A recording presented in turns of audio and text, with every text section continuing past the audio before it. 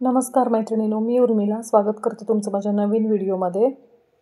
तर आज मी दाखवणार आहे तुम्हाला 4 टक्स ब्लाऊज 42 साईजचं कटिंग।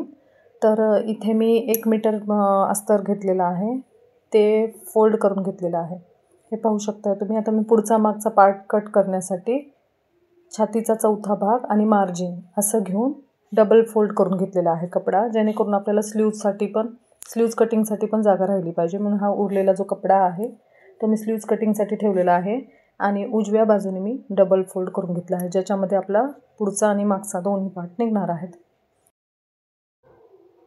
तर मैत्रिणींनो, इथं मी बॅक पार्टचं ड्राफ्टिंग केलेलं आहे।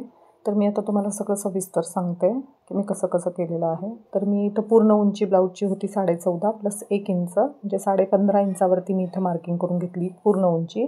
शोल्डर मी टाकलं इथं 6 इंच, 42 साईजसाठी मी 6 इंच शोल्डर घेतलं। मुंडा घेतला मी 6.5 इंच मुंडा घेतला आणि मागच्या गळ्याचं मी इथं ड्राफ्टिंग करून घेतलं। ॲक्च्युली मागचा गळा हा 8 आहे, तर इथं थोडंसं समजून घ्या, कारण इथे मी 6ला केलं होतं पण मी ते दुरुस्त केलं परत। तर इथं 8 इंच गळा आहे। मुंडा इथं मी 1.25 इंचावरती मी मागच्या मुंड्याचं मार्किंग केलेलं आहे, बरोबर 1.25 इंचावरती मागच्या मुंड्याचं मार्किंग केलेलं आहे आणि खाली 1 इंच खालच्या साईडने मी इथून घेतलेलं आहे।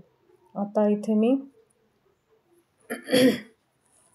खाली कमरेचा चौथा भाग, छातीचा 38 इंचाची कमर आहे, तर मी 9.5 आणि 1 इंच मागच्या टक्ससाठी मार्जिन आणि 1.5 इंच आपलं रेग्युलर मार्जिन असं मी तिथं माप टाकलेलं आहे। आता मधला टक्स घेताना आपल्या मार्जिनपर्यंत मी अस्तरचा कपडा मधोमध फोल्ड केला आणि मध्ये मार्किंग करून मी बॅक टक्स घेतलेला आहे। तुम्ही पाहू शकता, मी तुम्हाला दाखवलेलं आहे व्हिडिओमध्ये की कसं मी बॅक टक्स घेतलेलं आहे। तर हे झालं आपलं बॅक पार्टचं बॅक पार्टचं कटिंग आपलं।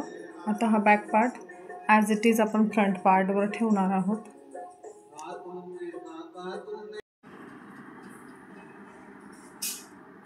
फ्रंट पार्टचं ड्राफ्टिंग करून घेतलेलं आहे मी।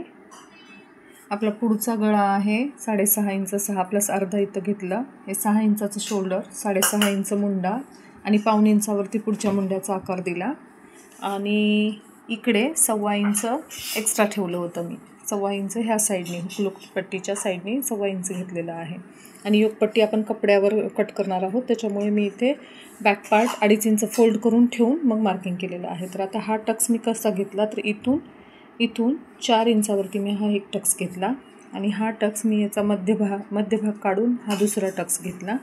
इथून अर्धा इंच वरती जाऊन हा मधला टक्स घेतला आणि हा टक्स इथून 2 इंचावरती एक मार्किंग करून आणि इकडून 2 इंचावरती एक मार्किंग करून असा हा क्रॉसमध्ये एक टक्स घेतला। तर हे आपले 4 टक्स असे तयार झालेले आहेत। आणि आता या साईडने 1 इंच वाढवलं मी, इथे वरती अर्धा इंच वाढवलं आणि हुकलूक पट्टीच्या साईडने खाली 1 इंच आणि 1.25 इंच हुकलूक पट्टीसाठी असं करून हे फ्रंटचं मार्किंग मी आता करून घेतलेलं आहे। आता आपण कटिंग करून घेऊया। तर मैत्रिणींनो, कटिंग झालेलं आहे। स्लीव्जचं मी सेपरेट तुम्हाला कटिंग दाखवेन। तर हे पाहू शकता तुम्ही, ब्लाऊज किती सुंदर झालेला आहे। हे 42 साईज हा थोडा मोठा साईज असतो आणि ते व्यवस्थित बसलं पाहिजे कस्टमरला, तर हे अतिशय व्यवस्थित बसलेलं आहे। त्या एकाच कस्टमरचे मला 4 ते 5 ब्लाऊज आहेत। तर हा आता स्टिच करून पूर्ण अगदी फिनिशिंग सहित पूर्ण झालेला आहे। तुम्ही पाहू शकता स्लीव्ज वगैरे अतिशय सुंदर त्याचे आलेले आहेत, पुढचे टक्स छान आलेले आहेत आणि ब्लाऊजचा कलर तर सुंदर आहेच। तुम्ही पाहू शकता अतिशय फिनिशिंग सहित हे ब्लाऊज रेडी झालेलं आहे। तर अशा नवनवीन व्हिडिओसाठी लाईक, शेअर, सबस्क्राईब करायला विसरू नका चॅनलला। भेटूया नेक्स्ट व्हिडिओमध्ये। Bye bye.